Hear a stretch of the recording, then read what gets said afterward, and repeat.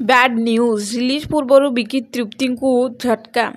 बॉलीवुड अभिनेता विकी कौशल तांकर आगामी चलचित्र बैड न्यूज फाई आजिकाली खबर रे अछंती। अभिनेता तांको चलचित्रर प्रमोशन रे व्यस्त अछंती। एहार गीतगुड़िक हिट होई सारिछि। वर्तमान प्रशंसक माने फिल्म को अपेक्षा करिसंती, किंतु रिलीज हेबा पूर्व फिल्मटी असुविधार सम्मुखीन होइछि।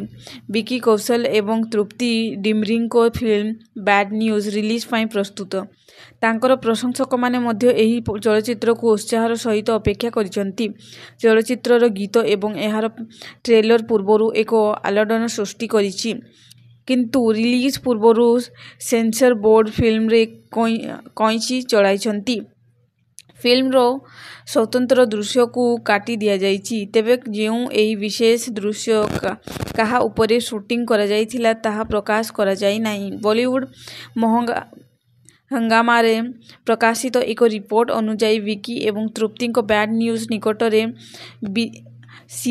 सीवीएफसी बा central board of film certifications committee द्वारा समीक्षा करा जाइथिला। कहा जाउछि जे फिल्मर गोटी किंबा दुईटी नुहे बरं तीनोटी दृश्य रे सुधार करा जाइछि। Bureau report.